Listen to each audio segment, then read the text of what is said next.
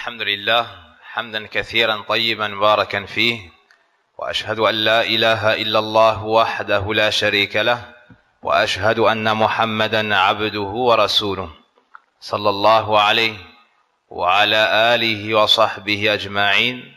أما بعد، ذكرنا البارحة بحمد الله تبارك وتعالى الدعوات المباركة من العلامة المجدد محمد بن عبد الوهاب رحمه الله تعالى. قال بعد البسملة: أسأل الله الكريم رب العرش العظيم أن يتولاك في الدنيا والآخرة، وأن يجعلك مباركا أينما كنت، وأن يجعلك ممن إذا أعطي شكر، وإذا ابتلي صبر، وإذا أذنب استغفر. وذكر الشيخ رحمه الله تعالى أن هؤلاء الثلاث عنوان السعادة. Donc hier, nous avons cité les invocations de l'auteur rahimahullah ta'ala pour toute personne étant à la recherche de la vérité du tawhid et qui lira ce livre basé sur Qala Allah, Qala Rasulullah sallallahu alayhi wa sallam. Il nous a indiqué par cela que celui qui réunit trois choses aura réuni sur lui les causes du bonheur. La reconnaissance lorsqu'Allah Azza wa Jal lui accorde un bienfait, l'endurance lorsqu'il est éprouvé, et la demande de pardon lorsqu'il tombe dans le péché. Et on a expliqué que l'homme ou que la personne ne peut sortir de ces trois situations. Soit elle est dans un bienfait, il lui est donc demandé une adoration qui est shukr, la reconnaissance. Soit dans une épreuve, il lui est donc demandé une adoration qui est sabr, l'endurance. Soit, après avoir enduré, elle a fauté et tombé dans le péché, il lui est donc demandé une adoration qui est al-istighfar. Naam. Puis l'auteur a attiré notre attention avant de citer une chose très importante en disant « I'lam », sache. Et la chose ayant la plus grande importance qui a été citée ici, c'est la voix d'Ibrahim alayhi salam. Et Allah subhanahu wa ta'ala dans le Coran nous ordonne de suivre la voix d'Ibrahim alayhi salam. ثُمَّ أُوحَيْنَا إِلَيْكَ أَنِ اتَّبِعْ مِلَّةَ إِبْرَاهِيمَ حَنِيفًا. Allah Azza wa Jalla a ordonné au prophète sallallahu alayhi wa sallam, à sa communauté, de suivre la voie de Al-Hanifiyya, qui est la voie d'Ibrahim alayhi salam. Cette voie, c'est Tawhid. Cette voie, c'est la ilaha illallah. Cette voie, c'est, comme l'a dit ici le Cheikh, an ta'budallaha wahdahu mukhlishan lahu ad-din. Donc sache qu'Allah te dirige vers son obéissance, qu'Al-Hanifiyya est la voie de Ibrahim. Al-Millah est din, le dogme, la religion d'Ibrahim. Et le fait que tu adores Allah en ne vouant ton culte qu'à lui. An ta'budallaha wahdahu mukhlishan lahu ad-din. هنا الشيخ رحمه الله تعالى قيد العبادة بالإخلاص، لأن العبادة المطلوبة شرعا هي العبادة التي فعلت لله سبحانه وتعالى. طيب، والإخلاص لغة التصفية والتنقية، وشرعا كما قال الحافظ الحكمي تصفية العمل بصالح النية من جميع شوائب الشرك والرياء. Donc Ici, l'auteur a spécifié l'adoration comme étant celle qui est faite sincèrement pour Allah. Pourquoi? Car celui qui adore Allah tabaraka wa ta'ala, mais n'est pas sincère dans le culte, Allah n'accepte pas cette adoration. Allah n'accepte pas cette adoration. Car ce qui est demandé, c'est l'adoration avec at-tawhid. C'est-à-dire que tu adores Allah, oui, mais seul d'un culte sincère. قال الله وما أمروا إلا ليعبدوا الله مخلصين له الدين حنفاء ويقيموا الصلاة ويؤتوا الزكاة وذلك دين القيمة. Allah nous dit dans son livre, il ne leur a cependant été ordonné que d'adorer Allah seul, et cela d'un culte sincère. Donc voici l'adoration qui est profitable, voici l'adoration qui est demandée par Allah subhanahu wa ta'ala à son serviteur.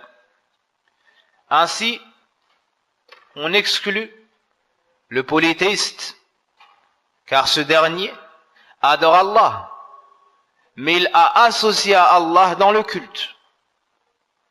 Celui-ci ne sera pas agréé chez Allah tabaraka wa ta'ala, et Allah n'acceptera pas son action, ni son adoration.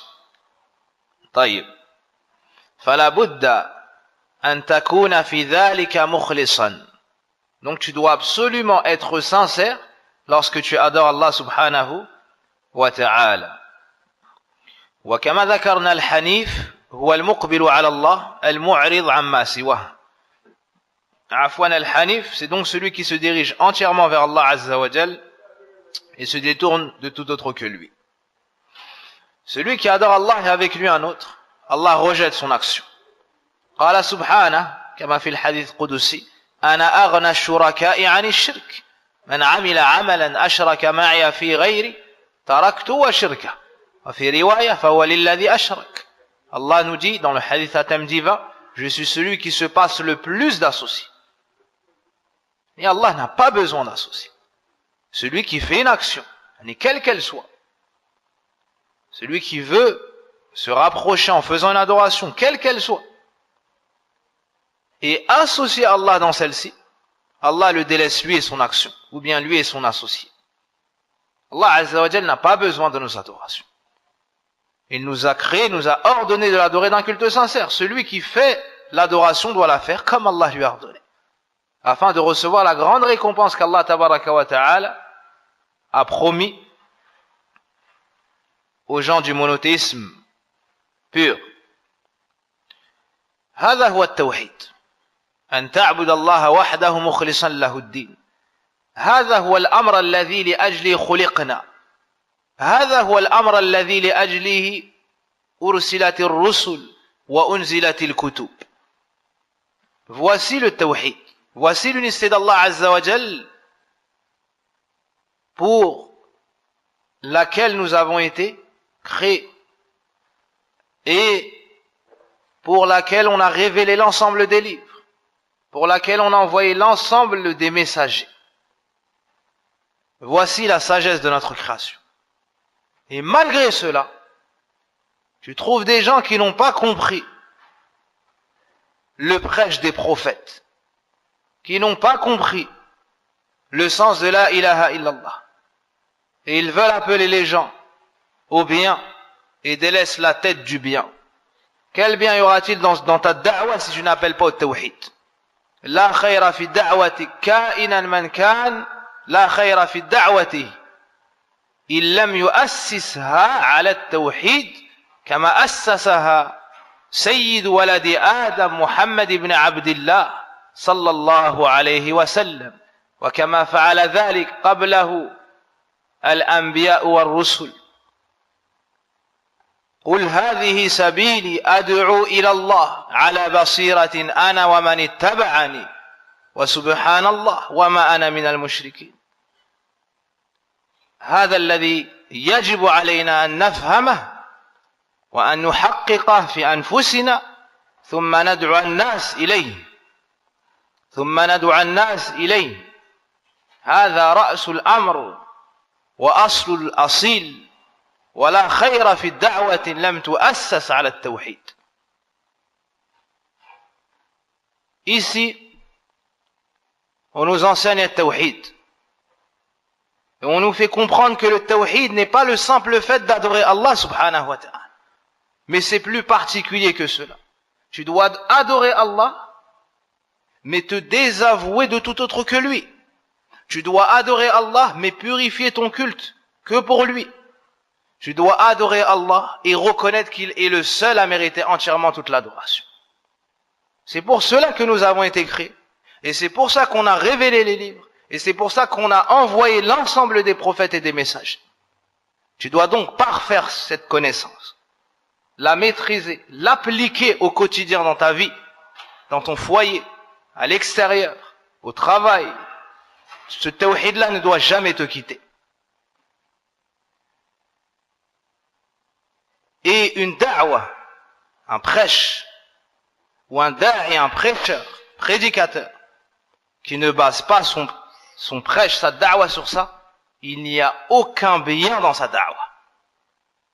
Quelle que soit cette personne, quelle que soit sa mémorisation, quelle que soit son ancienneté, quel que soit son âge, sa couleur, son nom de famille, sa noblesse, sa richesse, celui qui ne base pas son prêche sur cela, il n'y aura pas de bénédiction dans son prêche. Et ça ne sera pas un prêche qui sera madha sur les traces du prophète sallallahu alayhi wa sallam. Tous les prophètes et tous les messages ont appelé à cela. Donc celui qui prétend faire da'wa, voici la da'wa. Voici la da'wa.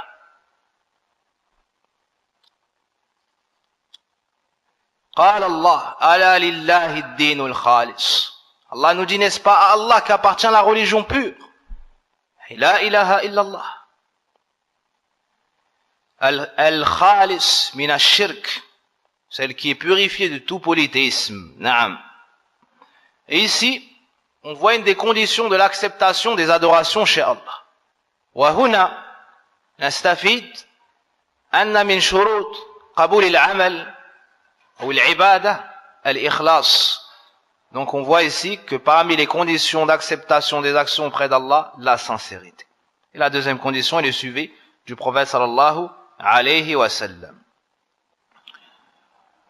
كما قال تعالى وما خلقت الجن والإنس إلا ليعبدون. طيب.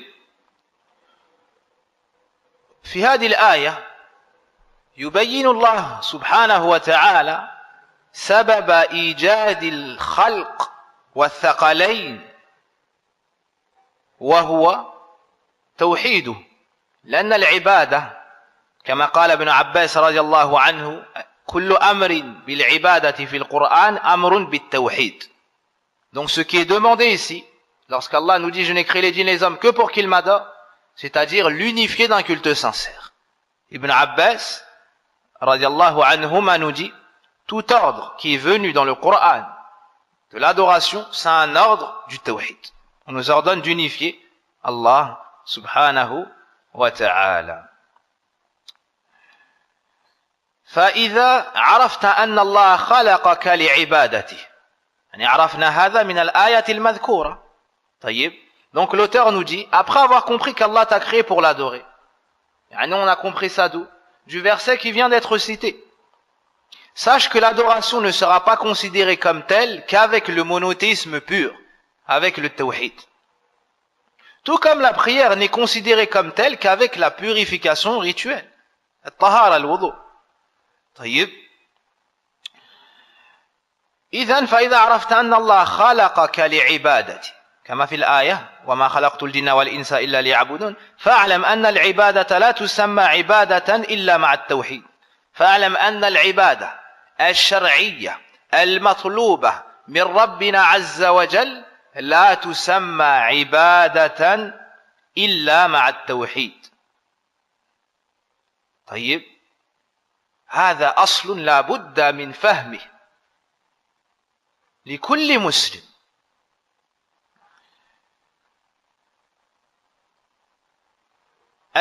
العبادة المقبولة الشرعية المطلوبة من ربنا هي العبادة التي هي مع التوحيد.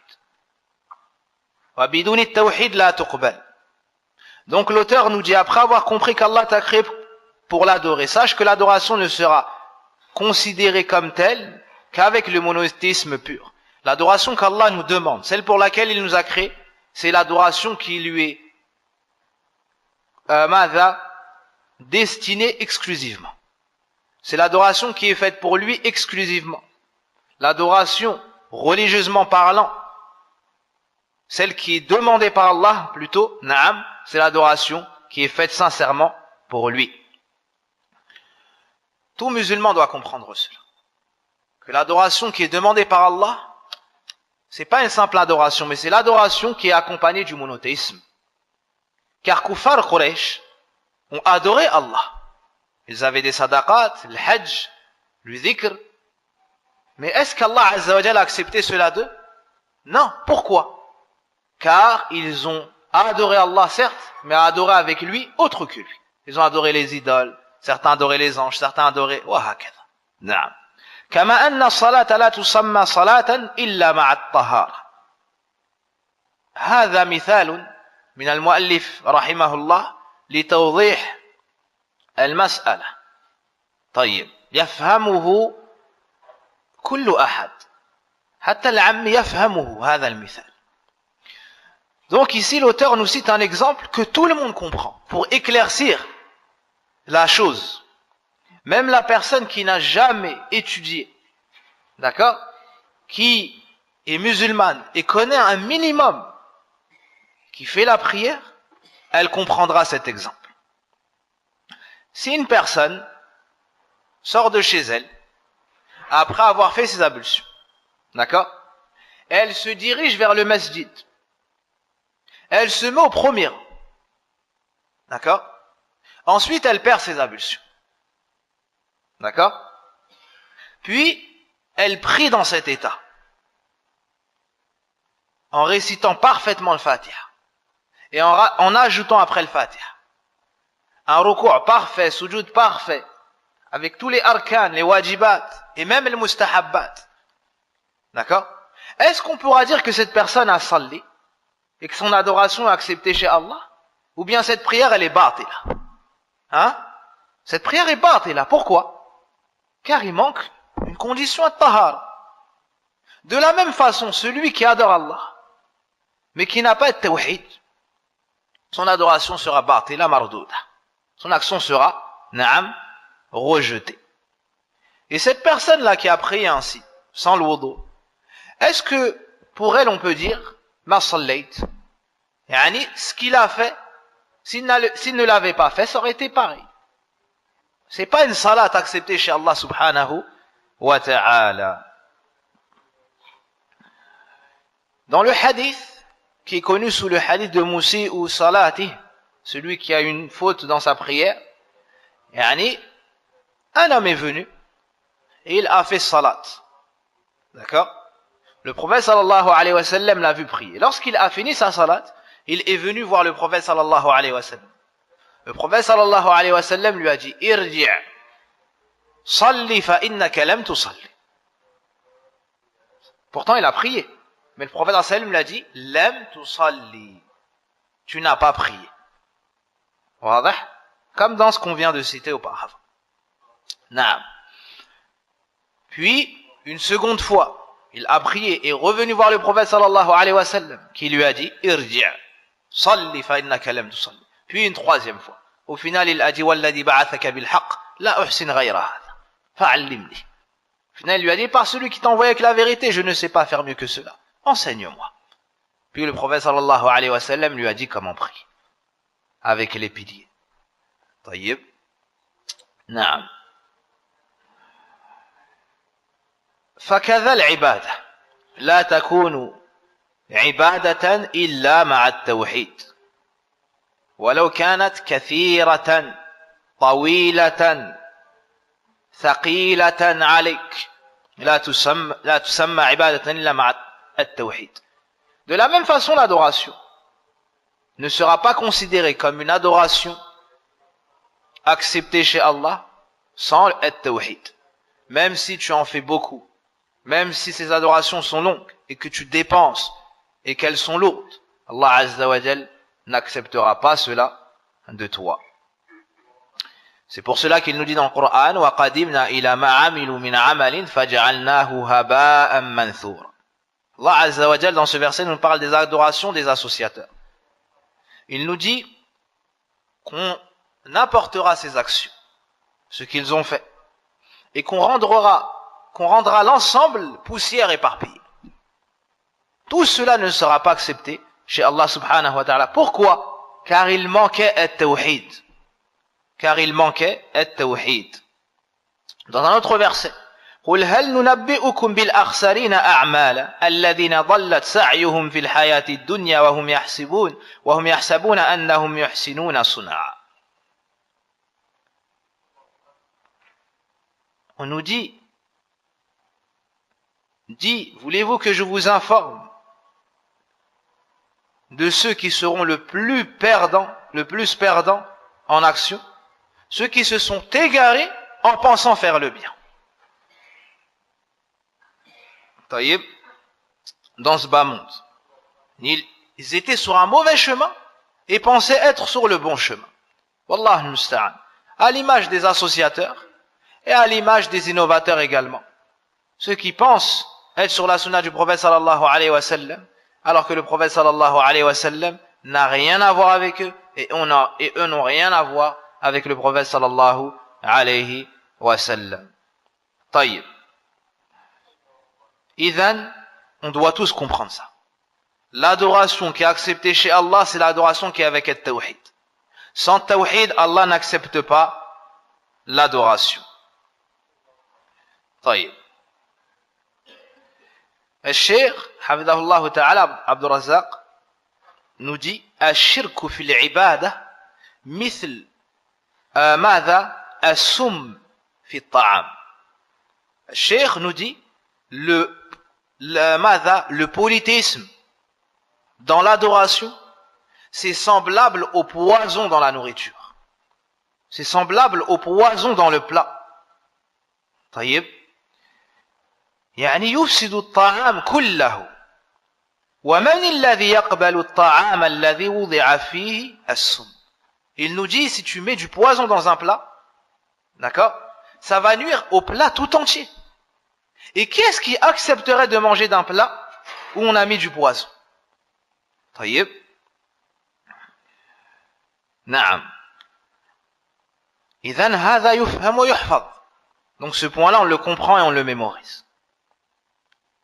فإذا دخل الشرك في العبادة فسدت كالحدث إذا دخل في الطهارة. Ensuite, l'auteur nous dit donc si l'association entre eux dans l'adoration, vous avez donc si l'association entache le monothéisme pur, elle rendra l'adoration vaine. Tout comme lorsque la souillure annule la pureté rituelle. L'auteur dit فَإِذَا دَخَلَ الشِّرْكُ فِي الْعِبَادَةِ. Si le polythéisme se mêle à l'adoration, entre dans l'adoration, فَسَدَتْ, cela rendra son adoration vaine, annulée, non acceptée chez Allah tabaraka wa ta'ala. كَالْحَدَثِ إِذَا دَخَلَ فِي الطَّهَارَةِ. Al-hadath, c'est ce qui annule les ablutions. إِذَا دَخَلَ فِي الطَّهَارَةِ. Donc un shirk qui entre dans l'adoration l'annule, tout comme celui qui avait ses ablutions et a annulé sa pureté rituelle.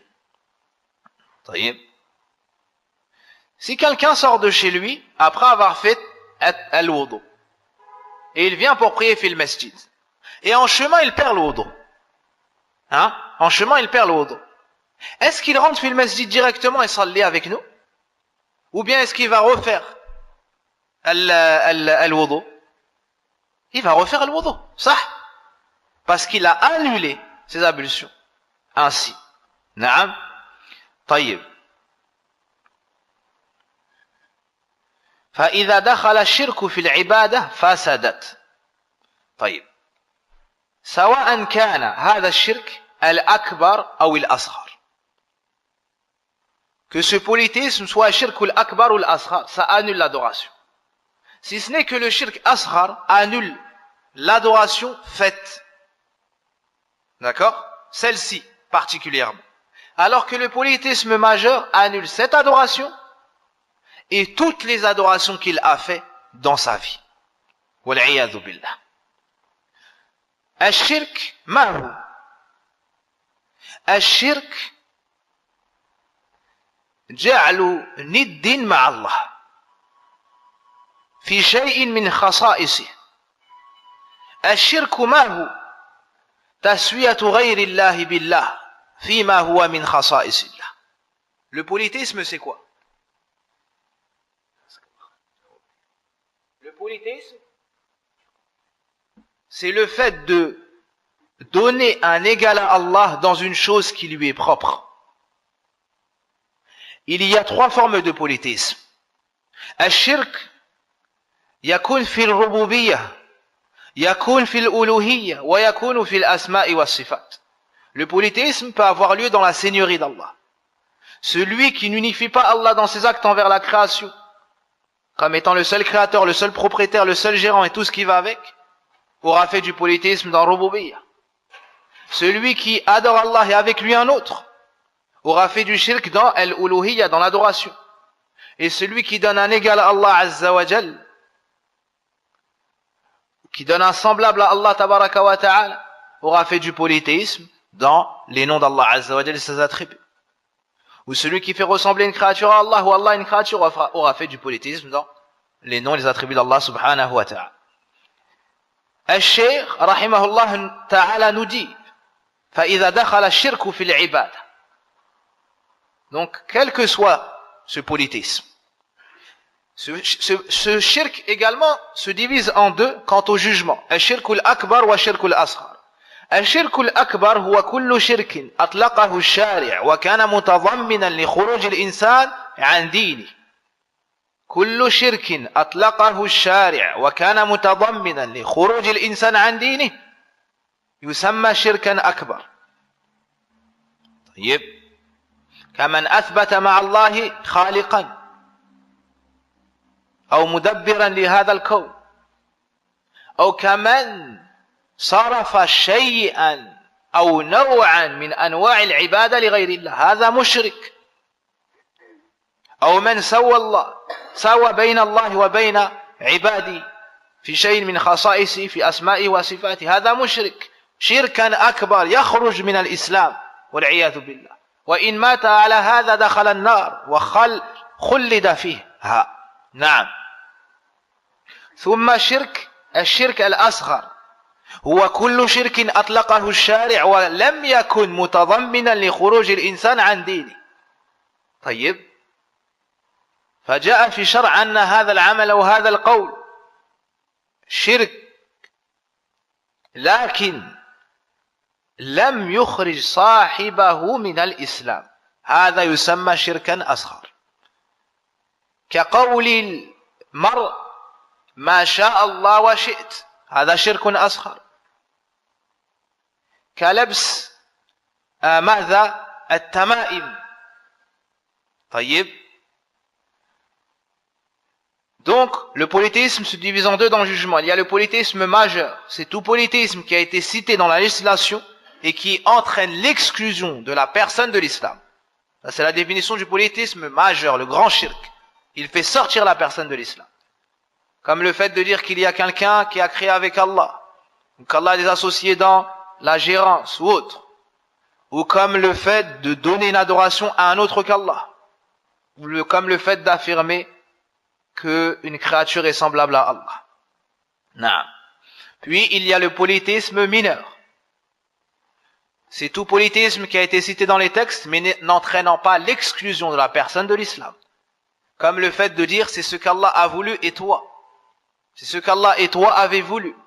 Le fait de mettre sur ta langue Allah avec une autre créature, ou Allah avec une créature, et faire en sorte que cette volonté de laquelle tu parles ici, c'est ce que toi et Allah avez voulu, soit commune.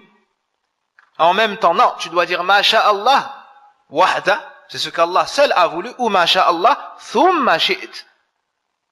Tayyib, Allah a voulu, puis tu as voulu. Ou comme le fait de jurer par un autre qu'Allah. Comme le fait de jurer par un autre qu'Allah. C'est du polythéisme mineur, à la base. Taïb. Naam. Ou comme le fait de s'accrocher des talismans, le fait de mettre la main de Fatma, le fait de s'accrocher des choses ou d'accrocher des choses sur les murs ou dans la voiture, en pensant que cela va nous ramener un bien ou repousser un mal par la permission d'Allah. Kullu hadhi min anwa'i shirk al-asghar. Taïb. Si la personne fait un acte d'adoration et que elle fait du shirk asghar, comme l'ostentation aussi, hein, le fait de faire une adoration pour Allah, mais en recherchant après cela l'éloge des gens. Si tu fais une adoration et que le shirk asghar entre dans ton adoration, ça l'annule. D'accord? Sauf si tu repousses cela. Sauf si tu repousses cela. Naam. Et si c'est, donc ça annulera que cette adoration, mais pas ce que tu as fait dans le passé, si c'est du shirk asghar. Par contre, si tu fais une adoration, donc si une personne fait une adoration, et qu'elle fait un acte de polythéisme majeur, alors à ce moment-là, on annulera cette adoration qu'il a faite, et on annulera également tout ce qu'il a fait dans sa vie. Donc ça englobe les deux formes de polythéisme. Naam. فإذا دخل الشرك في العبادة فسدت كالحدث إذا دخل في الطهارة. طيب.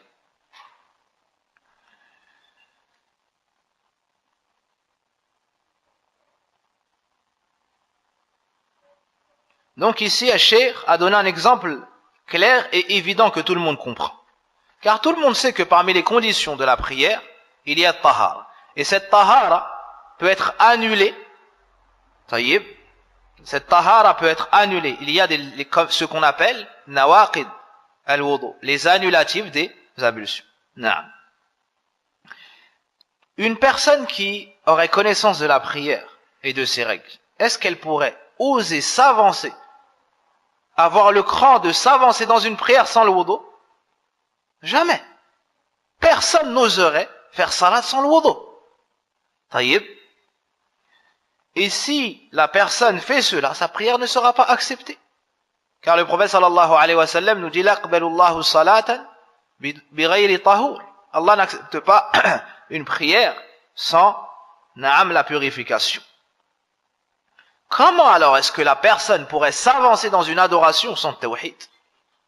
C'est encore pire que ça. Car la chose la plus importante qu'on nous a ordonnée, c'est quoi? C'est tawhid. Na'am. طيب. وفي الحديث عن أبي أمامة الباهلي إن الله لا يقبل من العمل إلا ما كان له خالصا وابتغي به وجهه. Dans un hadith, une partie de ce hadith, le prophète sallallahu alayhi wa sallam nous dit, certes Allah n'accepte pas parmi les actions, si ce n'est ce qui a fait, certes Allah n'accepte pas les actions, excepté ce qui a été fait sincèrement pour lui, et ce à travers quoi on a recherché son visage. طيب.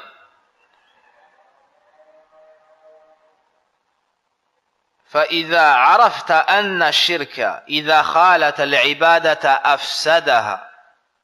طيب عرفنا هذا الآن بما سبق من كلام المؤلف رحمه الله. Donc l'auteur nous dit, en prenant conscience, ou bien maintenant que tu as conscience, que lorsque l'association, al-shirk, entre dans l'adoration, elle la corrompt, annule les œuvres, et fera entrer au feu celui qui la commet, alors tu comprendras que la chose la plus importante pour toi réside dans son apprentissage. En espérant qu'Allah te préserve de tomber dans ce piège, dans ce filet, qui est l'association à Allah. فإذا دخل الشرك في العبادة فسدت كالحدث إذا دخل في الطهارة. ثم قال الشيخ فإذا عرفت أن الشرك إذا خالط العبادة أفسدها. Maintenant que tu as su, maintenant que tu as compris que lorsque le shirk rentre dans ton action, elle l'annule, l'affecte. وأحبط العمل, ça annule l'action. طيب. وصار صاحبه من الخالدين في النار, et la personne par cela sera parmi ceux qui s'éterniseront dans le feu de l'enfer. Ici, le shirk parle du shirk akbar et non pas du shirk asghar, car le shirk akbar est le seul qui fait s'éterniser la personne dans le feu de l'enfer. طيب. فإذا عرفت أن الشرك المراد بالشرك هنا الشرك الأكبر. فإذا عرفت أن الشرك إذا خالت العبادة أفسدها وأحبط العمل. الشرك الأكبر يحبط جميع الأعمال والشرك الأصغر يحبط هذا العمل فقط خلافا للخوارج ومن سار على نهجهم. طيب هناك حبوط كلي وحبوط جزئي. الحبوط الكلي بالشرك الأكبر وأحبط العمل وصار صاحبه من الخالدين في النار. عرفت أن أهم ما عليك معرفة ذلك. معرفة ماذا؟ معرفة الشرك على وجه التفصيل ومعرفة التوحيد على وجه التفصيل كي تعمل بالتوحيد وتجتنب الشرك وتبتعد عنه. طيب. En prenant conscience que lorsque l'association se mélange, c'est-à-dire l'association majeure, quelle est la preuve de cela? Car après le shirk nous dit que la personne s'éternisera en enfer. Et ce qui fait s'éterniser la personne en enfer, c'est le polythéisme majeur. Ce mélange à l'adoration, elle la corrompt, annule les œuvres et fera entrer éternellement au feu celui qui la commet. Alors tu comprendras que la chose la plus importante pour toi réside dans son apprentissage. L'apprentissage de quoi? L'apprentissage du shirk en détail, afin de pouvoir t'en préserver, t'en éloigner. Puis l'apprentissage, ou avec cela l'apprentissage du tawhid, de l'unité d'Allah Azza wa Jal, afin de le mettre en pratique. Taïb.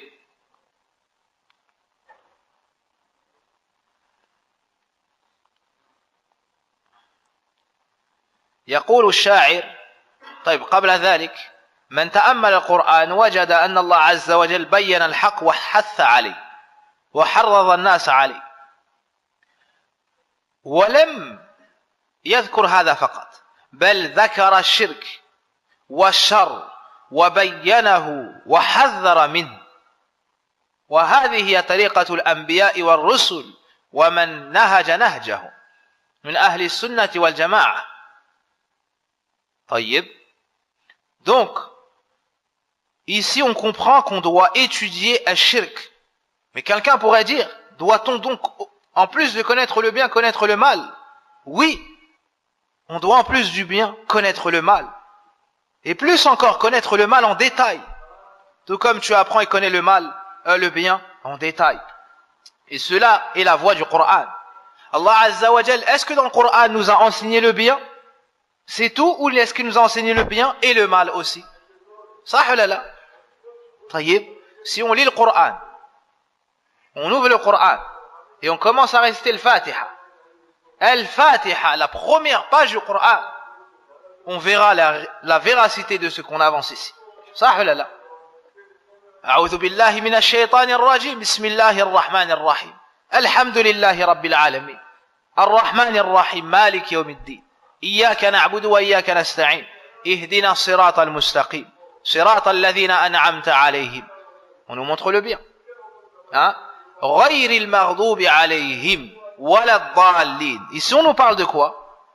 Hein? Ceux qui ont couru la colère et les égarés. Est-ce qu'ici on nous explique pas le mal en détail?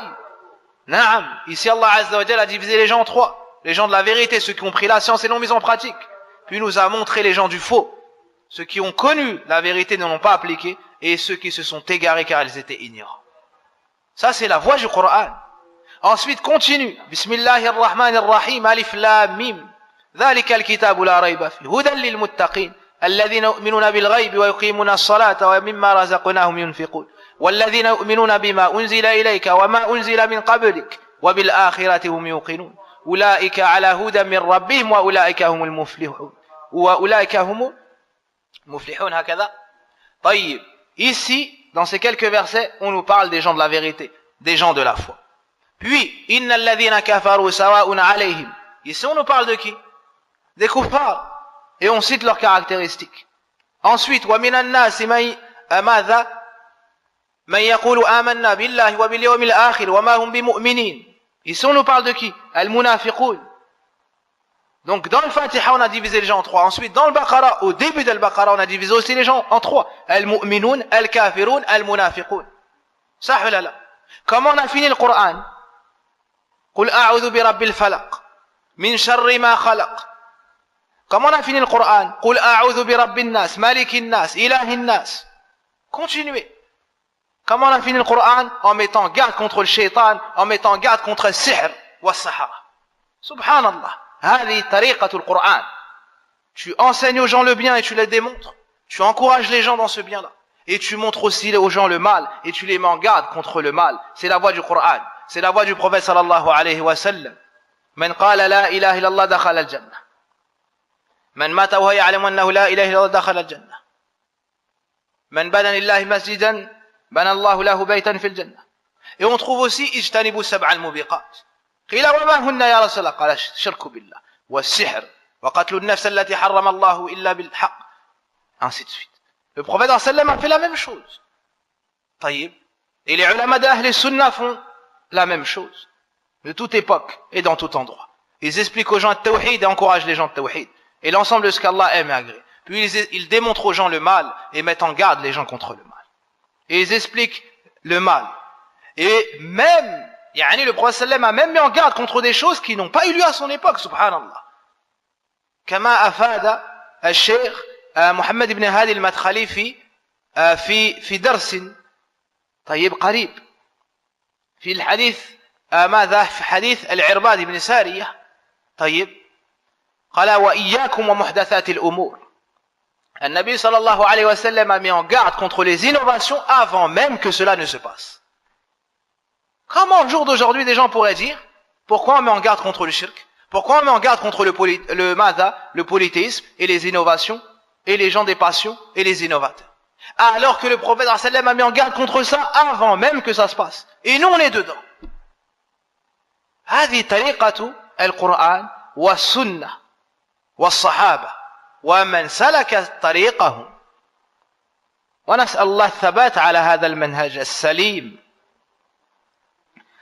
طيب قال الشاعر عرفت الشر لا للشر لكن لتوقيه فمن لم يعرف الخير من الشر يقع فيه. Le poète dit j'ai connu le mal non pas pour le mal en lui-même mais pour m'en préserver. Car certes celui qui ne distingue pas ou qui ne connaît pas le bien du mal tombera dans le mal. Et Hudhayfa ibn al-Yaman radiyallahu anhu nous dit كان الناس يسألون رسول الله عن الخير وكنت أسأله عن الشر مخافة أن يدركني ذلك. Hudhayfa radiyallahu anhu nous dit les gens questionnaient le prophète sallallahu alayhi wa sallam au sujet du bien, c'est-à-dire ce qui fait rentrer au paradis, ce qui ramène des bonnes actions. Taïb. Et moi je le questionnais au sujet du mal, de peur que cela ne m'atteigne. De peur que cela ne m'atteigne. Naam. La peur du shirk ne provient que d'un monothéiste, ne provient que de quelqu'un qui estime le tawhid et qui a compris le Coran et la Sunna. Celui qui dit je n'ai pas peur du shirk, lam yafham التوحيد ولم يكن على طريقة النبي صلى الله عليه وسلم ولا الأنبياء قبله عليهم الصلاة والسلام. هذا إبراهيم عليه السلام خليل الرحمن إمام الحنفاء كاسر الأسنام بيمينه يقول وجنبني وبني أن نعبد الأصنام ربي إنهن أضللن كثيرا من الناس. Ibrahim alayhi salam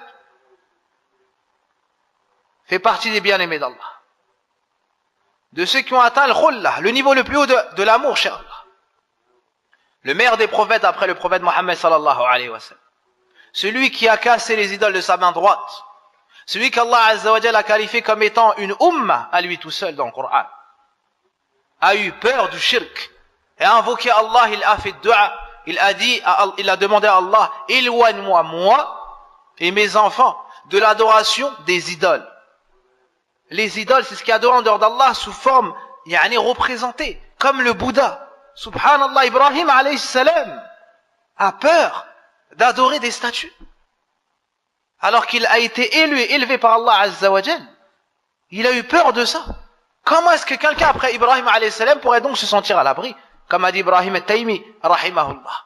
وَمَا يَأْمَنُ الْبَلَى بَعْدَ إِبْرَاهِيمَ alayhi salam.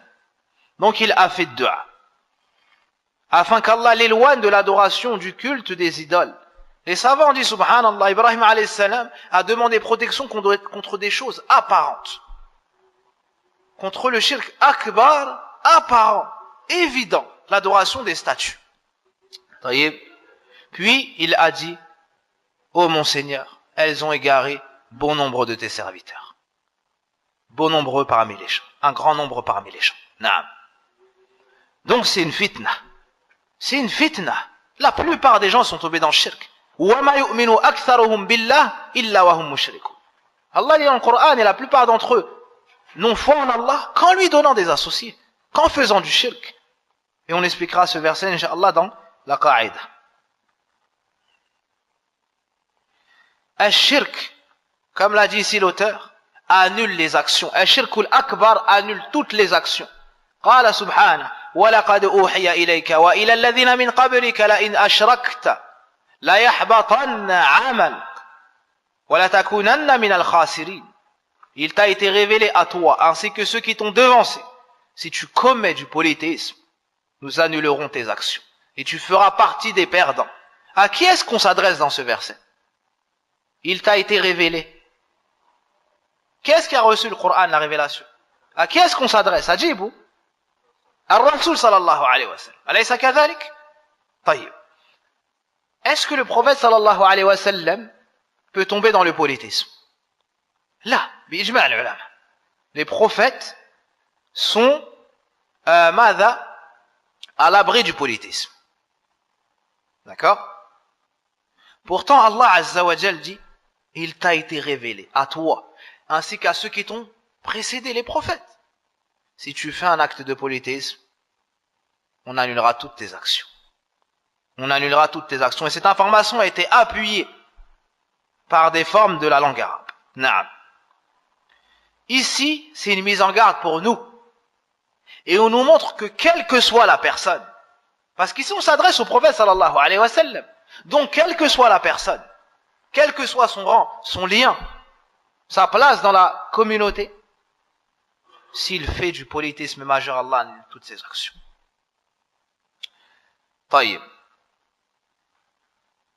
Allah subhanahu wa ta'ala nous dit aussi, après avoir cité un grand nombre de prophètes, à la suite dans Suratul An'am, de messagers, il nous dit: وَلَوْ أَشْرَكُوا لَحَبِطَ عَنْهُمْ مَا كَانُوا يَعْمَلُونَ.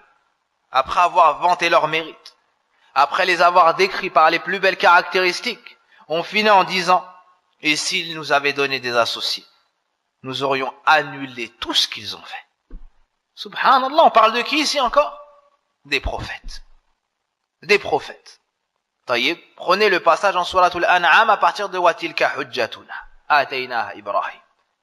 Et lisez les prophètes qui ont été cités et les éloges qui ont été faits à leur égard.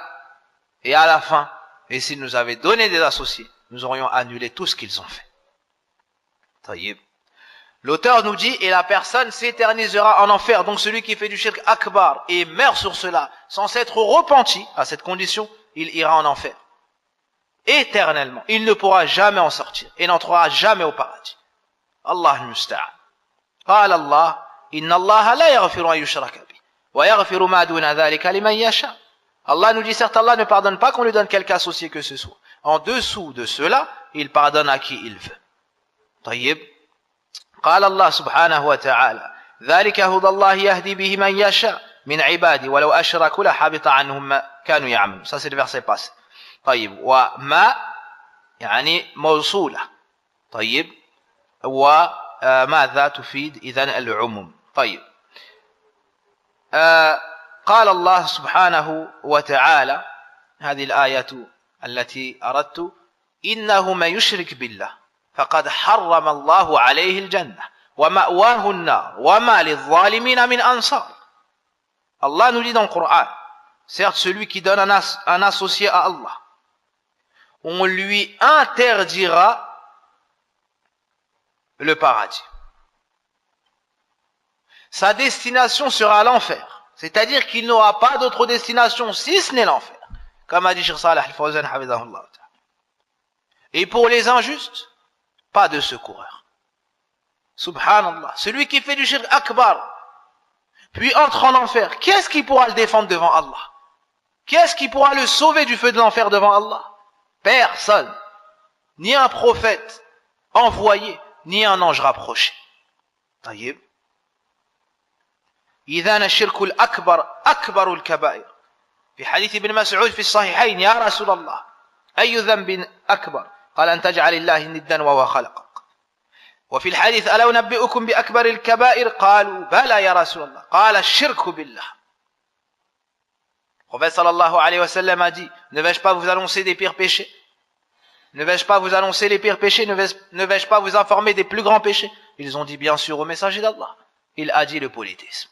Voici le pire péché. أظلم الظلم قال الله إن الشرك لظلم عظيم. وقال والذي ماذا الذين آمنوا ولم يلبسوا إيمانهم بظلم أولئك لهم الأمن وهم مهتدون. فالشرك أعظم الذنب الذي عصي الله به وأظلم الظلم وأكبر الكبائر وسوء الظن برب العالمين كما قال الله فما ظنكم برب العالمين. طيب. Donc le polythéisme est la pire action, l'action la plus grave, et ses conséquences sont très graves. On annule toutes les actions de la personne, elle sort de l'islam et elle entre en enfer éternellement. Ça c'est les conséquences du polythéisme majeur. Pour qu'Allah pardonne la personne, il lui faut se repentir. Elle délaisse le shirk, elle regrette, elle revient au tawhid et prononce al-shahada. ونتعجب كل العجب ممن لا يبين هذا للمسلمين ويزعم أنه داعية إلى الله عز وجل أو دعاة. Subhanallah. Et on s'étonne du plus grand étonnement de celui qui prétend appeler à Allah et être sur le chemin du prophète sallam et ne met pas en garde les musulmans contre le polythéisme après avoir entendu ce qu'on a entendu du Coran. Comment est-ce que tu peux prétendre être un da'i et voyager de pays en pays sans mettre en garde contre la pire chose, ce qui va ramener le musulman en enfer, ce qui va, ramener la personne en enfer si elle ne le délaisse pas. Et tu prétends être un bon conseiller. Celui qui veut faire da'wah, il revient au Coran, il revient à la sunna et apprend cela des savants de Ahl Sunna. Avec tout ça, l'auteur nous dit, la'alla Allah. Et si tu étudies le shirk, tu fais attention au shirk. Ainsi on espère. Pourquoi? Tu peux tout faire, mais tawfiq biyadillah. C'est Allah qui donne. C'est Allah qui préserve. Donc il dit, لعل الله أن يخلصك من هذه الشبكة. Ainsi, on espère, ou bien en espérant qu'Allah te préservera de ce filet. Al-shabaka, hein, c'est comme les filets que jettent les pêcheurs à la mer pour pêcher le poisson. Regardez l'exemple qu'a donné l'auteur du shirk. Hein? Pourquoi? Car il y a un grand danger. Et même sans le vouloir, tu peux tomber dedans. Ça. Et lorsque le poisson est dans les mailles du filet, khalas. Yani pour qu'il s'en sort. Taïb. Sauf si Allah l'a décrété, il ne pourra jamais s'en sortir. Sauf si Allah l'a décrété, il ne pourra jamais s'en sortir. Naam. إذا شبه الشيخ الشرك بالشبكة لخطورته ولكثرة فروعه. طيب الشيخ حفظه الله nous dit, l'auteur a fait ressembler le shirk au filet. طيب, au filet de par sa dangerosité. D'accord? En comparaison à la dangerosité des filets. Et à sa multitude de branches. Il y a plein de formes de shirk. طيب. La khuyutun kathira. طيب. Il nous dit qu'il y a beaucoup de comment on va traduire ça? يعني de filets, bima'ana. Il y a beaucoup de comment dirais-je? De كيف? يعني de fil, طيب, de mailles, Allahu alam, طيب, les mailles du filet, naam, طيب. Et de la même façon, al-shirk له أبواب كثيرة جدا طيب متنوعة. Et de la même façon, le polythéisme, il y a beaucoup de formes de polythéisme. طيب. Donc, c'est très dangereux. Et celui qui ne l'étudie pas, comment est-ce qu'il pourra s'en préserver? Comment est-ce que tu peux éviter une chose que tu ignores? Alors l'auteur nous dit, et après nous avoir montré ici aussi un point très important, que celui qui te préservera sera Allah. Si tu ne tombes pas dans le mal, c'est Allah qui t'aura préservé. Mais toi, tout seul, t'es trop faible. Les fitnes sont nombreuses. Et elles ont égaré beaucoup de serviteurs, comme dans le verset qu'on a cité auparavant. Donc, an-naji man najjahu Allah. Celui qui sera sauvé sera celui qu'Allah a sauvé. Et c'est pour cela qu'ils disent, la tas'al عن الهالك كيف هلك ولكن عن الناجي كيف نجا. يعني ليس العجب من هلك كيف هلك ولكن العجب ممن نجا كيف نجا. C'est pour ça qu'ils disent, ne t'étonne pas si tu vois une personne sombrer. Ne te demande pas comment se fait-il qu'elle s'est égarée. Non, mais la chose étonnante, c'est comment celui qui est resté droit est resté droit. Comment celui qui est sur le chemin de la droiture et qui a été sauvé a fait pour être sauvé. C'est ça qui est étonnant. Pourquoi? Car la plupart des gens sont dans l'égarement. On ne dit pas que la plupart des gens sont dans la sunna et que tous ceux que tu croises d'or, ils sont sur la sunna. Là, Allah Azza wa Jalla, dans le Coran, nous montre que la plupart des gens sont égarés. Et le prophète sallam dans la sunna nous dit que les musulmans se diviseront en 73 groupes. Ils sont tous menacés du feu, sauf un groupe. Nombreux sont les versets qui ont démontré cela. Donc tout ce que nous a dit le shir tend à nous faire peur, tend à nous faire craindre le polythéisme sous toutes ses formes. Le prophète sallallahu alayhi wa sallam nous dit akhwafu ma akhafu alaykum ash-shirkul asghar. Il nous dit la chose que je redoute le plus pour vous, c'est le polythéisme mineur. Les savants ont dit, si le prophète sallallahu alayhi wa sallam a eu peur du polythéisme mineur pour les meilleurs des créatures après les prophètes, les compagnons, alors nous on doit avoir peur du shirk akbar. Alors nous on doit avoir peur de tout le polythéisme, sous toutes ses formes. فنسأل الله سبحانه وتعالى بأسمائه الحسنى وصفاته العلى أن يحفظنا من الشرك كبيره وصغيره.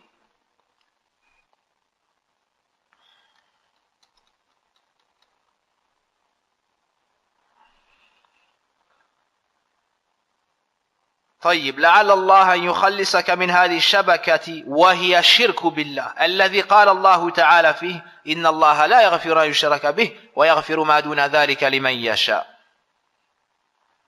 En espérant qu'Allah te préserve de tomber dans ce piège qui est l'association à Allah sur laquelle il dit, au sujet de laquelle il dit, certes Allah ne pardonne pas qu'on lui donne quelque associé, à part cela il pardonne à qui il veut. À part cela il pardonne à qui il veut. Dans ce verset, Allah Azza wa Jalla nous montre la gravité du shirk. Et que parmi ce qui nous montre sa gravité, c'est qu'Allah Azza wa Jalla ne le pardonne pas. Taïb.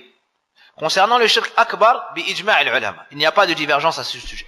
Allah ne pardonne pas le polythéisme majeur, si ce n'est avec le repentir. Allah dit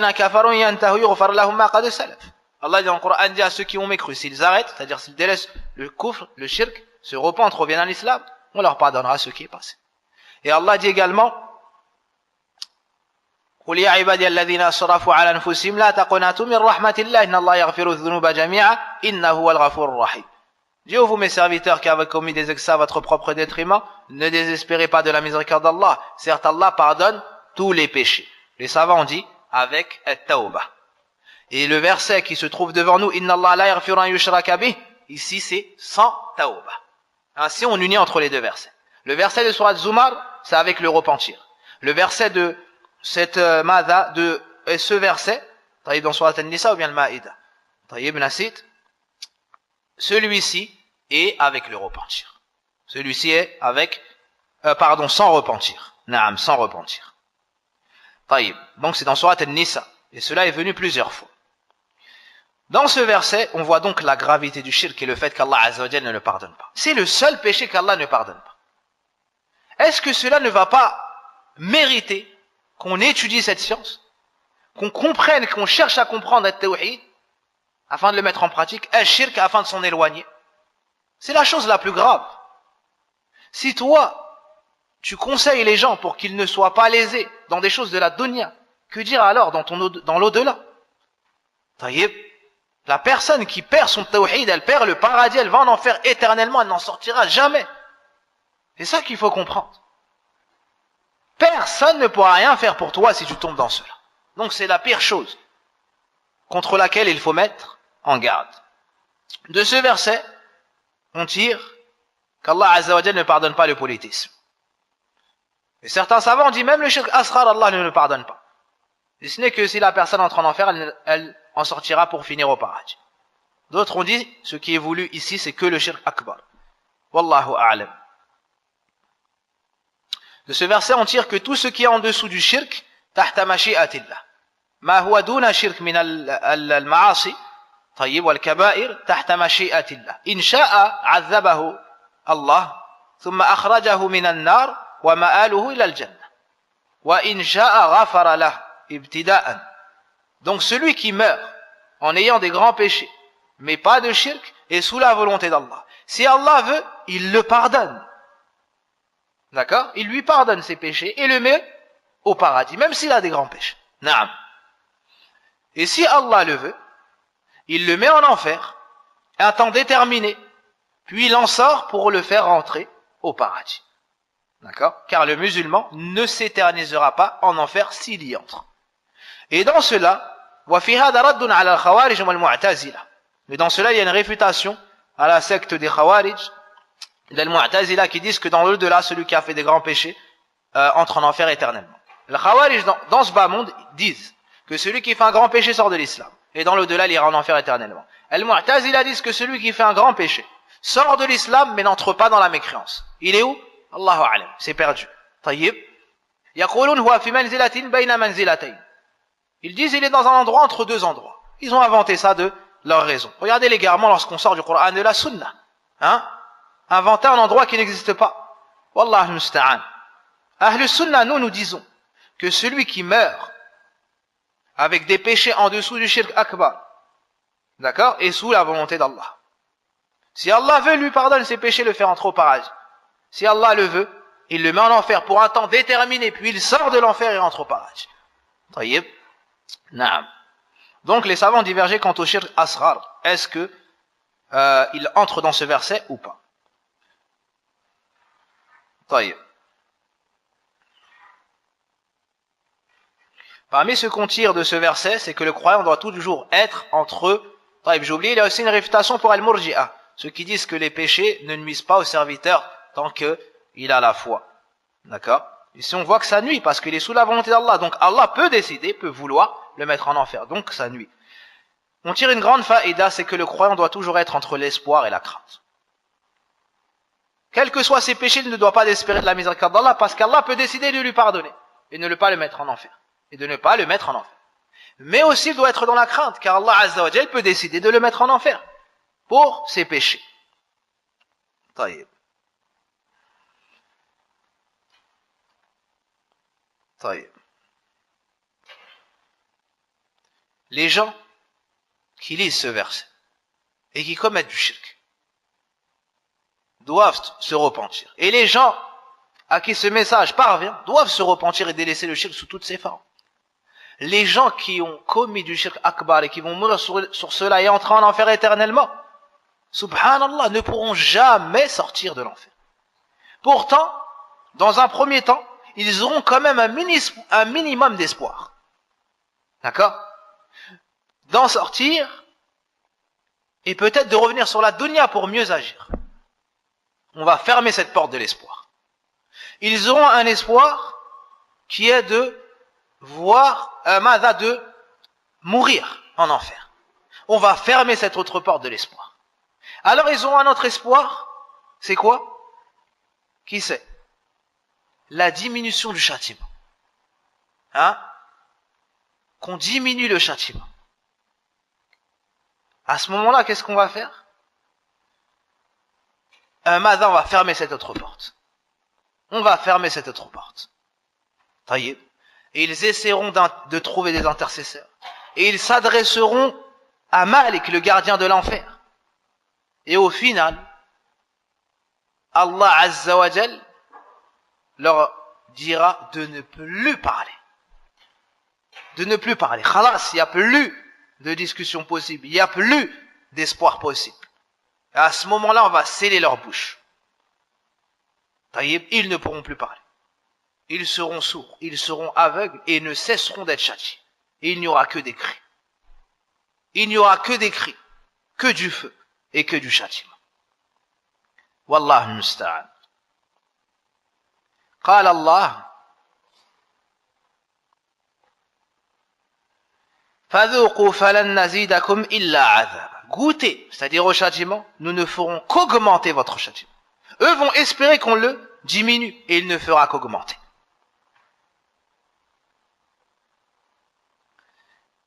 Al-Sheikh nous dit que certains parmi les exégètes du Coran ont dit ya ashaddu ayatin ala ahli an-nar.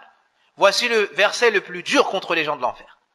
C'est quoi? C'est qu'on non seulement ne diminuera pas leur châtiment, mais il ne fera qu'augmenter. Taïb. Donc concernant la première étape, Rabbi ماذا قالوا ماذا ايش الآية أخرجنا نعمل صالحا غير الذي كنا نعمل. Ils diront fais-nous sortir afin qu'on fasse de bonnes actions contrairement à ce qu'on a fait auparavant. Ça va être rejeté. ونادوا يا مالك ليقضي علينا ربك. Ils diront ô Malik, que notre Seigneur mette fin à nos jours. Taïb, ils n'obtiendront pas cela. طيب ادعوا ربنا يخفف عنا يوما من العذاب. Un jour, ils vont demander juste un jour. Invoque notre Seigneur afin qu'il allège notre châtiment un jour. Ils vont demander un jour, subhanallah, de repos. Mais ils n'auront pas cela. Ils n'auront pas cela, wallah al-musta'an. Voici la finalité du polythéisme majeur. طيب. Comment se préserver du shirk? Comment espérer qu'Allah Azza wa Jal nous éloigne du shirk? Comment ne pas faire partie de ces habitants de l'enfer qui s'éterniseront en enfer? L'auteur nous dit وَذَلِكَ بِمَعْرِفَةِ أَرْبَعِ قَوَاعِدَ ذَكَرَهَا اللَّهُ تَعَالَى فِي كِتَابِهِ. Et cela, par l'étude de 4 règles qu'Allah a citées dans son livre. Remarque, encore une fois, que l'auteur nous appelle au salut par l'intermédiaire de la science. Comment être sauvé du shirk? Bima'rifati. Avec quoi donc on est sauvé? Avec l'ilm. Il y a l'importance de la science. Avec le ilm du Coran, le ilm de la sunna, c'est comme ça que tu es sauvé. Bi'idhnillah. On attire notre attention sur un point très important ici. ذكرها الله تعالى في كتابه. Qu'est-ce qu'on tire de cela? Quel est le chemin du shirk? Naam. El-Qur'an. El-Qur'an, les règles on les prend du Qur'an. Pas parce qu'un tel a dit, ou le shirk a dit, ou un tel a, encore pire, un tel a vu dans son rêve. Subhanallah. الشيخ هنا يبين لنا أن القواعد تؤخذ من الكتاب. تؤخذ من السنة. تؤخذ من وحي الله سبحانه وتعالى. Donc le cheikh ici nous montre son manhaj. Dans la da'wa, dans l'enseignement. C'est que dès qu'on avance une chose, ça doit être basé sur le Coran, sur la Sunna. Non pas sur les passions. Non pas sur mon père a dit, mon grand-père a dit, mes ancêtres disaient, mes ancêtres faisaient. Non pas sur l'avis de son cheikh lorsqu'il contredit la voix du prophète sallallahu alayhi wa sallam. Et encore moins sur un rêve, comme l'ont fait as-Soufiyya. Encore moins sur un rêve. لا تستنبط القواعد من المنامات والخرافات على طريقة الصوفية الضلال. On ne prend pas les règles, on ne tire pas des règles pour tirer des bases dans la religion d'Allah Azza wa Jal ou prendre des ahkam, des jugements à travers un rêve. Là, ça c'est propre au prophète sallallahu alayhi wa sallam. Amma toi demain tu fais un rêve et tu te réveilles, tu dis je dois faire ça. Taïb. Tu lis il n'y a pas longtemps dans les journaux, un homme qui se réveille, qui assassine sa famille. Wal'iyadhu billah. Lorsqu'il lui demande pourquoi est-ce que tu as fait ça, il dit, dans mon rêve, telle personne qu'il prétend être un prophète m'a dit de faire ça, m'a dit de faire ça. A'udhu billah. Subhanallah. Ou un tel, il dit j'ai vu en rêve que je dois faire ça, je dois faire ça, je dois faire ça. Il écrit un livre et tu vois tel groupe qui prend et hérite se transmet cela et on doit faire comme ça et on doit faire da'wa comme ça et on doit faire ça comme ça. Tout ça basé sur quoi? Sur un rêve. هذا ضلال مبين. خذها مني واحفظها مني. هذا ضلال مبين. Retiens ça de ma part. C'est un égarement évident. C'est un chemin innové. واضح؟ ومن يخالف ذلك يتفضل ويجلس ونتناقش بكتاب ربنا وبسنة رسول الله صلى الله عليه وسلم على ما فهمه الصحابة رضي الله عنهم ونرجع إلى علمائنا. كلام واضح وما واضح؟ Parole elle est claire ou elle est pas claire? واضح? Celui qui contredit la sunna du prophète sallallahu alayhi wa sallam, mais qui ramène des règles qui ne sont pas conformes à la sunna du prophète sallallahu alayhi wa sallam, il est égaré. Il innove dans la religion d'Allah azza wa jal. Et n'a rien à voir avec le prophète sallallahu alayhi wa sallam, qui que ce soit. Quelle que soit cette personne. Et celui qui voit un manquement dans cette parole ou un défaut, qu'il nous fasse profiter de sa science et qu'il nous conseille et Inch'Allah on lui apporte une chaise. Naam. Donc les règles que l'auteur a ramenées, elles sont tirées d'où? Du livre d'Allah. Elles sont tirées d'où? Du livre d'Allah subhanahu wa ta'ala. طيب. فلم يأتي بجديد. الشيخ رحمه الله لم يأتي بجديد. الشيخ n'a rien ramené de nouveau, ni dans ce livre ni dans les autres. Mais il appelle les gens au Coran, il n'appelle pas les gens à sa personne.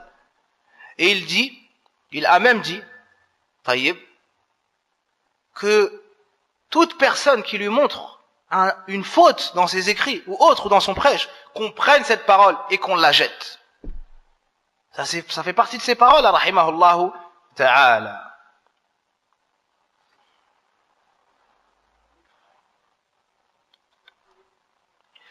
Et قال بعض أهل العلم كيف يرام الوصول إلى علم الأصول بغير معرفة ما جاء به الرسول.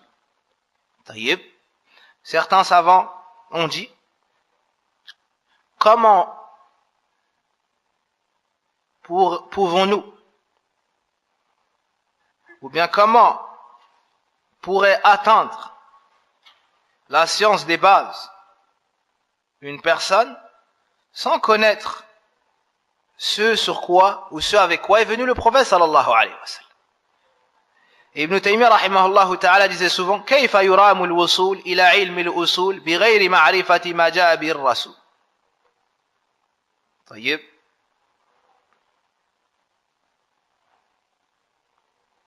لا خلطت.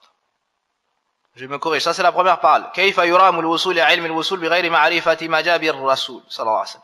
كان ابن تيمية رحمه الله تعالى كثيرا ما يقول من فارق الدليل ضل السبيل ولا دليل إلا بما جاء به الرسول. طيب. من فارق الدليل ضل السبيل ولا دليل إلا بما جاء به الرسول. Ibn Taymiyyah rahimahullah ta'ala disait souvent celui qui s'éloigne des preuves, dalil c'est qu'Allah Rasulullah wal ijma' et d'autres choses, taïb, s'éloignera du chemin. Et il n'y a pas de dalil, de preuve, si ce n'est dans ce avec quoi nous est venu Ar-Rasul. Donc celui à qui tu dis ya akhi hada khata, il te dit oui mais Cheikh a dit ça, il a fait ça et ainsi de suite et ainsi de suite. Tu lui dis oui mais le prophète sallallahu alayhi wa sallam a dit ça et a fait ça et ça contredit cela. Qu'est-ce qu'il doit faire? Il doit délaisser cette voie et revenir à la voie du prophète sallallahu alayhi wa sallam. Voici l'introduction, cette grande introduction du shir qu'on doit comprendre, celle qui comprend énormément de sciences. Thumma qal, donc avec 4 règles. Ces 4 règles sont des règles immenses qu'on doit tous comprendre. Tout musulman doit comprendre ces règles afin d'espérer être préservé du polythéisme. بإذن الله. القاعدة الأولى أن تعلم أن الكفار الذين قاتلهم رسول الله صلى الله عليه وسلم مقرون بأن الله تعالى هو الخالق الرازق المدبر وأن ذلك لم يدخلهم في الإسلام. والدليل قوله تعالى قل من يرزقكم من السماء والأرض أمن يملك السمع والأبصار ومن يخرج الحي من الميت ويخرج الميت من الحي ومن يدبر الأمر فسيقولون الله فقل أفلا تتقون. Voici la première règle. Sache que les mécréants qui ont été combattus par le prophète sallallahu alayhi wa sallam reconnaissaient qu'Allah était le créateur, celui qui pourvoit la subsistance des créatures, qu'il était le gérant. Voyez, moi j'ai ici dans la traduction qu'il était celui qui donne la vie et donne la mort. Celui qui peut nuire aux créatures tout comme il peut leur être profitable. Voyez, peut-être que c'est dans une autre version du livre, mais ça n'est pas la traduction de ce qui est ici. Vous avez compris? Donc, vous mettez entre parenthèses ce qu'il y a après, celui qui pourvoit la subsistance de ces créatures. Après la virgule, vous ouvrez la parenthèse.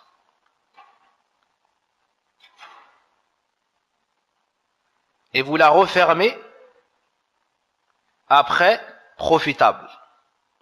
Après profitable. Donc vous mettez entre parenthèses qu'il était celui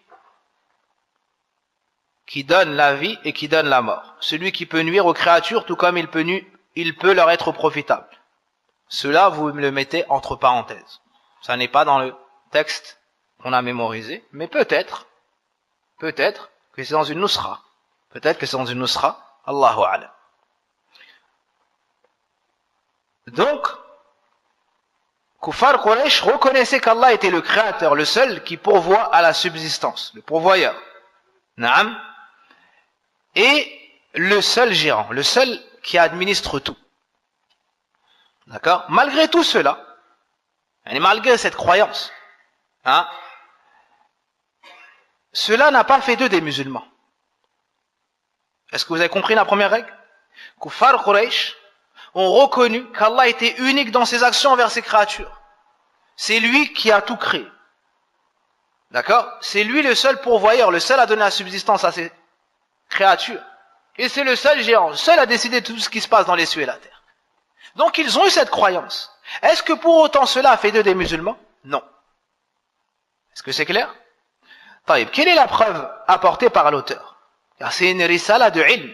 Et c'est une qa'ida. Et la qa'ida doit être basée sur al-adilla. Taïb, sur les preuves. Le Coran. Donc on traduit la parole d'Allah Azza wa Jal, dit, qui vous attribue votre subsistance à partir du ciel et de la terre? Qui détient lui et la vue? Qui fait sortir le vivant du mort?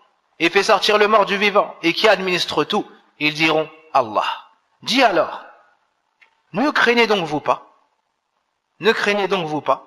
نعم هذا أصل عظيم ما هو المشركون أقروا بتوحيد الربوبية. طيب, voici une grande règle, une grande base qui est que les associateurs du temps du prophète sallallahu alayhi wa sallam ont reconnu tawhid al-rububiyya. Ils disaient Allah est le seul créateur, c'est le seul pourvoyeur, c'est le seul qui administre tout.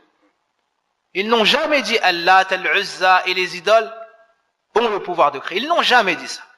Ils n'ont jamais dit c'est Allah, Al-Uzza qui donne la subsistance. Ils n'ont jamais dit c'est Allah, Al-Uzza qui peut gérer. Jamais. Wadah? Est-ce que la règle est comprise? Non. Taïb. De cela, on tire beaucoup de sciences. أولا أن كفار قريش أقروا بتوحيد الربوبية. طيب. وفي هذا رد على مشركي زماننا حيث قالوا كيف تقولون نحن مشركون مع أننا نقول الله هو الخالق وحده الرازق وحده والمدبر وحده المحيي المميت وحده. Donc la première faïda qu'on cite ici, et c'est la plus importante, c'est que Kuffar Quraysh, ou bien c'est ce qui est voulu par la règle, c'est que Kuffar Quraysh ont reconnu l'unicité d'Allah dans ses actes ou dans sa seigneurie. Na'am. Ont reconnu l'unicité d'Allah dans sa seigneurie, comme étant le seul créateur, le seul pourvoyeur et le seul gérant. D'accord? Et dans cela, il y a une réfutation, d'accord, adressée aux associateurs de notre époque, hein, qui adorent autre qu'Allah. Lorsqu'ils égorgent une bête, ils l'égorgent pour un autre qu'Allah. Lorsqu'ils lèvent les mains, ils lèvent les mains devant la tombe, ils invoquent les morts. Ils adorent autre qu'Allah Azza wa Jal. Mais ils disent, Nahnu muslimoun. Pourquoi est-ce que vous dites qu'on fait du shirk? On ne fait pas de shirk. Nous ne sommes pas des associateurs. Comment est-ce que vous pouvez dire de nous qu'on est des associateurs alors que nous disons Allah est le seul créateur, Allah est le seul pourvoyeur, Allah est le seul à tout administrer? Qu'est-ce qu'on leur répond? On leur répond, voyez-vous le tawhid que vous avez? C'est exactement le même tawhid que Abu Lahab, que Abu Talib, que Abu Jahl. Ça ou là? La preuve est dans le Coran. D'accord? Donc on leur répond que la croyance que vous avez est exactement la même croyance qu'avaient les associateurs du temps du prophète sallallahu alayhi wa sallam. Et tout comme cette croyance ne leur a pas été profitable, elle ne vous sera pas à vous profitable. صح ولا لا؟ نعم. طيب. Deuxièmement, نستفيد أن هذا التوحيد أي توحيد الربوبية لا يدخل صاحبه في الإسلام. واضح؟ Donc on tire de cette règle également que توحيد الربوبية seul n'est pas suffisant pour faire entrer la personne dans l'islam. Est-ce que c'est compris? Celui qui dit, moi je dis qu'Allah Azza wa Jal c'est le seul créateur, le seul propriétaire, le seul gérant, le seul qui donne la vie, le seul qui donne la mort. Mais il adore Isa, il adore Jésus, alayhi salam. Est-ce qu'il est entré dans l'islam ou pas? Non. Il a tawhid al-rububiyya. Mais pourtant il n'est pas entré dans l'islam. طيب. Kuffar Quraysh, la preuve c'est quoi? C'est que Kuffar Quraysh ont reconnu ce tawhid. Hein? Kuffar Quraysh ont reconnu ce tawhid. Est-ce qu'ils ont été pour autant musulmans ou pas? Ou non? Non. Ils ont reconnu tawhid al-rububiyya et pourtant Allah Azza wa Jalla a révélé et a ordonné au prophète sallam de dire quoi?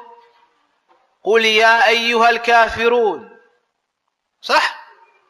Donc, c'est une preuve claire qui montre que de reconnaître tawhid al-rububiyya seulement n'est pas suffisant pour être musulman. طيب. فلا بد من الاتيان بلازمه.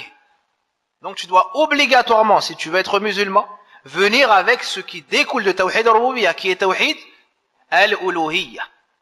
Naam, qui est tawhid al-uluhiyya. Celui qui reconnaît qu'Allah est unique dans ses actions envers ses créatures, il se doit de l'unifier par les actes d'adoration. Ainsi, il sera musulman. إذن الإقرار لله بالربوبية لا يجعل المرء مسلما حتى يأتي بلازم. طيب. Donc celui qui adore Allah et avec lui un autre n'est pas musulman. Même s'il dit Allah est le seul créateur, Allah est le seul propriétaire. طيب. Tu dois dire cela et en même temps rejeter le droit à l'adoration pour tout autre qu'Allah. Si tu unis entre ces deux choses-là, oui, à ce moment-là, tu seras musulman. Et Allah a uni entre ces deux choses-là dans le Coran. Wa'budullah. Est-ce qu'on s'est arrêté là? Non. C'est quoi la suite? Wa la tushriku bihi shay'a. Adorez Allah et ne lui donnez aucun associé. Sah? Naam. La ilaha illallah. Donc tu dois renier le droit à l'adoration pour tout autre qu'Allah et affirmer qu'il est le seul à mériter entièrement l'adoration. Ainsi, on comprend la parole d'Allah. Wa ma yu'minu aktharuhum billah illa wa hum mushrikoun. Ainsi, on comprend l'explication du verset dans Surat Yusuf. Et la plupart d'entre eux ne croient en Allah qu'en lui donnant des associés. Comment est-ce qu'ils peuvent croire et en même temps donner des associés? Ay, wama yu'minu aktharuhum billah ay fi rububiyyah. بأنه الخالق الرازق المدبر المحيي المميت يؤمنون بهذا وهم مشركون في ماذا؟ في العبادة. Donc la plupart d'entre eux ne croient en Allah, dans la seigneurie, comme étant unique dans ses actions envers ses créatures, qu'en lui donnant des associés, c'est-à-dire dans le culte. Ils adorent autre qu'Allah subhanahu wa ta'ala. Tu dois donc rejeter le droit à l'adoration pour tout autre qu'Allah et adorer Allah azza wa jal uniquement d'un culte sincère, comme l'a dit Allah azza dans le Coran. Qul inna salati wa nusuki wa mahyaya wa mamati liman lillahi rabbil alamin. Lillahi rabbil alamin. La sharika lah. Wa bidhalika umirtu wa ana awwalul muslimin. Dis, ma prière, mes prières, mes sacrifices, ma vie, ma mort, tout cela appartient à Allah, le Seigneur des mondes. Taïb, il n'a pas d'associé dans cela.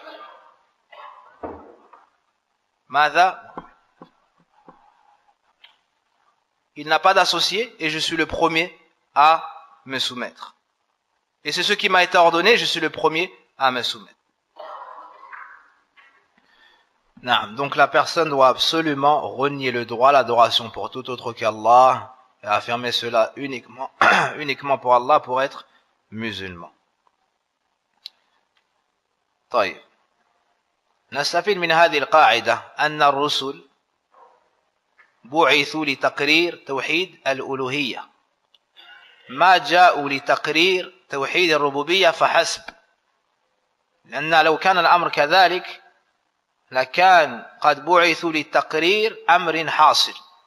On tire une grande faïda de cette règle, c'est que les prophètes ont été envoyés pour enseigner aux gens Tawhid al-Uluhiyya et n'ont pas été envoyés juste pour enseigner aux gens Tawhid al-Rububiyya. Pourquoi? D'où on a tiré ça? Car on voit ici que Kufar Quraysh ont reconnu Tawhid al-Rububiyya. Si les prophètes étaient venus juste pour cela, donc ils seraient venus appeler les messagers seraient venus pour inviter les gens à reconnaître une chose qu'ils ont déjà reconnue. Et si ça avait été le cas, est-ce que Kufar Quraysh aurait combattu le prophète sallam? Non. Est-ce qu'ils auraient tenté de l'assassiner? Est-ce qu'ils l'auraient banni de Mecca? Là. Taïb. Donc ils parlent de Tawhid al-Rububiyya. Ils transmettent Tawhid al-Rububiyya. Mais ils ne s'arrêtent pas là. Le but c'est Tawhid al-Uluhiyya. Et c'est pour cela qu'on voit dans le Coran, déjà parle du Tawhid, la ilaha illallah. Al-ilah c'est le ma'lou, le ma'boud.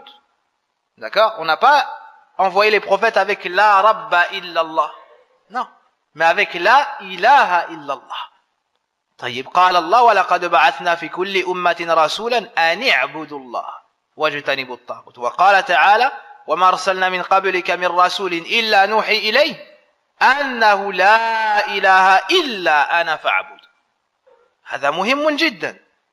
Donc Allah dans le Coran nous enseigne ce avec quoi il a envoyé les messages. Il nous dit, nous avons envoyé dans chaque communauté un messager pour leur dire n'adorez que Allah, éloignez-vous du Tarout. Nous n'avons pas envoyé de messager avant toi sans lui révéler, il n'y a point de divinité étant digne d'être adorée. Mada, sauf moi, adorez-moi donc. Donc ils viennent avec la ilaha illallah. Donc de cette règle on tire également le sens de la ilaha illallah, qui est la ma'bouda bihaqqin illallah. Nulle divinité ne mérite véritablement d'être adorée en dehors d'Allah. Et il y a dans cela une réfutation wa fi hadhihi al-qa'ida raddun ala man ibtada'a fi ta'rif madha la ilaha illallah kaman يعني كالمتكلمين طيب وغيرهم من المبتدعة لما قالوا معنى لا إله إلا الله لا رب إلا الله لا خالق إلا الله لا قادر على الاختراع إلا الله. سبحان الله سبحان الله لو كانت المعنى كذلك لقالوها كفار قريش فورا ولكن المعنى لا معبود بحق إلا الله. يجب علينا نفهم هذه الكلمة. طيب on tire une grande faïda de cette règle, c'est le sens de la ilaha illallah. Nulle divinité ne mérite véritablement d'être adorée si ce n'est Allah. Et dans cela il y a une réfutation à ceux qui ont prétendu que le sens de la ilaha illallah était il n'y a pas de Seigneur en dehors d'Allah. Ils ont expliqué l'ilah par Ar-Rabb. D'accord? Dans la ilaha illallah. Donc pour eux, si tu dis qu'Allah est le seul créateur, le seul propriétaire et le seul gérant, t'es un musulman. Khalas. D'accord? Kuffar Quraysh avait ça. Est-ce que ils sont devenus musulmans? Non. Donc ça n'est pas le sens de la ilaha illallah. Et c'est pour cela que tu ne les vois pas dans leur da'wah mettre en garde contre le shirk, dans l'adoration. Parce que pour eux, le shirk c'est de dire qu'il y a un créateur avec Allah. Pour eux, le shirk c'est de dire qu'il y a un propriétaire avec Allah. Pour eux, le shirk c'est de dire qu'il y a un pourvoyeur avec Allah. Par contre, d'aller voir les awliya, d'aller voir les tombes, d'adorer autre qu'Allah, pour eux c'est pas ça le shirk. Ils n'ont pas compris le sens de la ilaha illallah. Alors ils laissent le shirk se propager et ne mettent pas en garde contre le shirk. Subhanallah. Ayu da'watin hadi. Cela n'est pas la da'wa du prophète sallallahu alayhi wa sallam. On voit ici que l'auteur a cité qu'un seul verset, alors qu'il y a plein de versets dans le Coran sur cela. Pourquoi? Car c'est une risala mukhtasara, parce que c'est un épître qui est résumé. Concernant le verset, dit au messager d'Allah, à ton peuple, Kuffar Quraysh, ceux qui ont reconnu Tawhid al-Rububiyyah, mais qui ont associé Allah Azza wa Jalla Tawhid al-Uluhiyyah, dis-leur, qui vous attribue votre subsistance à partir du ciel, c'est-à-dire la pluie qui descend avec les ni'am, avec les bienfaits d'Allah Azza wa Jalla, et qui tombe sur vous, sur vos terres, et qui vous sert, et vous est profitable, ainsi qu'aux bestiaux, taïb, et de la terre, avec les cultures, la pousse, taïb, qui détient l'ouïe et la vue? Donc au début on a al-rizq, sifatul razq, taïb. Ensuite, qui détient l'ouïe et la vue? Taïb, sifatul mulk, ou il-milk. Qui fait sortir le vivant du mort et fait sortir le mort du vivant? Sifatul al-ihya wal-imata. Taïb. Et qui administre tout? Sifatul tadbir. Ils diront, donc si tu demandes à Kuffar Quraysh, qui est-ce qui a ces caractéristiques-là? Uniquement. Ils diront, c'est Allah. Ils diront, c'est Allah. Donc de cela, on tire quoi? Que Kuffar Quraysh ont reconnu Tawhid al-Rububiyyah. Alors on leur dit, Muwabbikhan lahum afala tattaqun. Ne le craignez donc vous pas. Si vous reconnaissez qu'il est unique dans ses actions envers ses créatures, que c'est le seul créateur, le seul propriétaire, n'allez-vous pas le craindre? Délaissez le shirk et l'adorer seul d'un culte sincère dans le culte. L'unifier dans le culte. N'allez-vous pas craindre la finalité de votre polythéisme? Taïb, na'am. Donc, pour résumer, de cette règle on tire que Kuffar Quraysh ont reconnu Tawhid al-Rububiyyah, mais que cela ne les a pas fait entrer dans l'islam, car cela n'est pas suffisant pour être musulman. Celui qui veut être musulman, il doit unifier Allah Azza wa Jal également dans l'adoration. Et la semaine prochaine, Inch'Allah ta'ala, on verra la deuxième et la troisième règle. وأسأل الله تبارك وتعالى بأسماء الحسنى وصفاته العلى أن يعلمنا ما جهلنا وأن ينفعنا بما تعلمنا ويوفقنا للعمل بما يحبه ويرضى. اللهم صل وسلم على المبعوث رحمة للعالمين نبينا محمد وعلى آله وصحبه أجمعين. سبحانك اللهم وبحمدك أشهد أن لا إله إلا أنت أستغفرك وأتوب إليك والحمد لله.